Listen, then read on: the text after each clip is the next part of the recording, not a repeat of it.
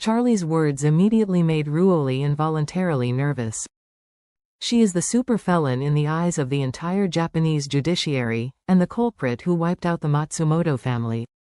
If the Japanese Maritime Self-Defense Force was really recruited after the collision, she would definitely not be able to escape.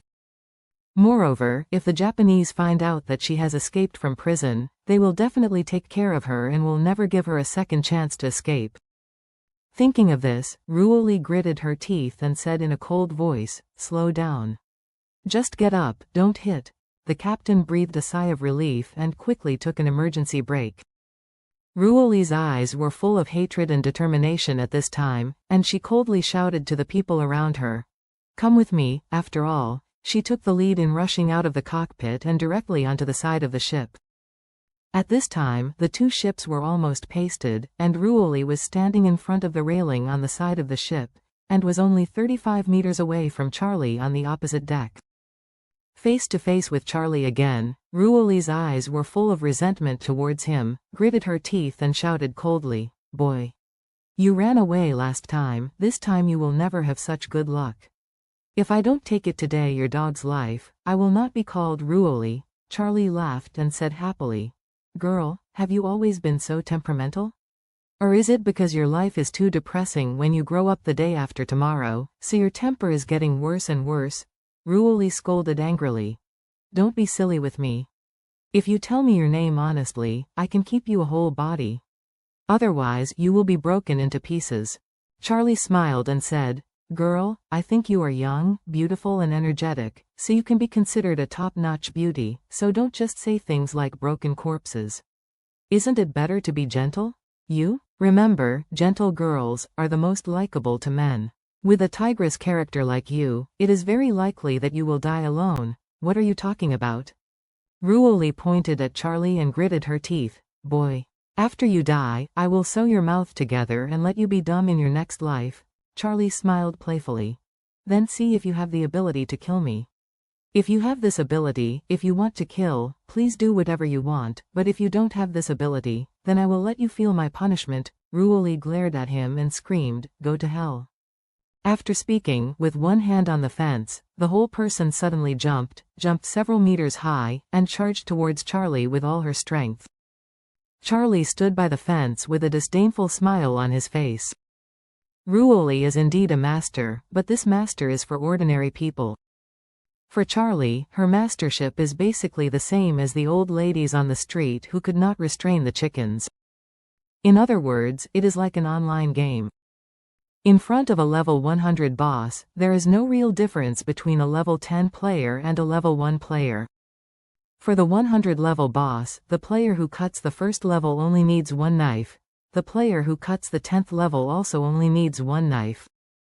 However, Ruoli didn't know that she was completely vulnerable to Charlie.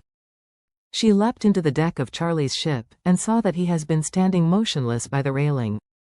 She wanted to strangle his throat directly. But she didn't expect that Charlie, who had always been calm, took a step back a little later in the critical juncture, and immediately escaped Ruoli's attack. Charlie could have just stepped forward and used Ruoli's acceleration to subdue her, but he didn't plan to do so.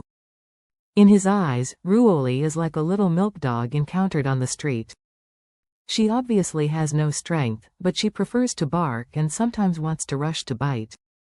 Although the character of this kind of little milk dog is very annoying, but the key is that it has a pretty high face value. As a result, people have the idea of teasing it. Besides, Charlie saw that Ruoli left behind and followed several subordinates. These people had already begun to climb over the railings and climb onto his ship. If he had solved Ruoli now, the others would see it. Definitely turn around and run. So, he might as well wait for them all to get on his own boat, and then give them an urn to catch turtles. Thinking of this, Charlie continued to back up a few steps, letting Ruoli chase him. When Ruoli chased him, other people also rushed up. Seeing this, he smiled with satisfaction on his face. "Since they are all here, then I won't waste everyone's time." After that, he suddenly seemed to have changed a person, and his whole body exploded with an astonishing aura. Ruoli is a master of the inner family and has already developed a good inner strength, so she immediately felt the momentum released from Charlie, and the whole person was suddenly stunned. If I didn't feel wrong just now, the inner strength of this kid should be much stronger than me, but he doesn't look like a master at all. Could it be that I am wrong? Before Ruoli hadn't figured it out, Charlie had stopped retreating and rushed towards her directly. At this moment, Charlie's whole body was sharp and lightening. Even when running, there is even a sound of breaking through the air. Compared with the silly dude before, it's a completely different person. Ruoli was shocked and immediately stopped, standing still and preparing to respond with all her strength. However, just when Charlie was about to rush to her, his whole person suddenly evaporated, and he had disappeared from Ruoli's eyes.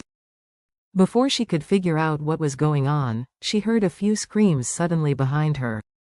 She turned around in a hurry, and the situation in front of her immediately shocked her. At this moment, out of the 6 men who followed her, 3 of them were already lying on the ground wailing, and the other was raised in the air with one hand by Charlie, while screaming, and like a javelin at the same time, Charlie threw him out vigorously. The other 2 wanted to escape, but one of them was directly knocked to the ground by the person who Charlie had thrown over.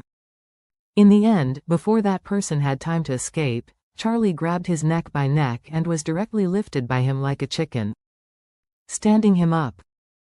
The person was so scared that he was so frightened that he cried and cried, "Big brother, please be forgiving." Charlie smiled and said, "You're forgiving, right?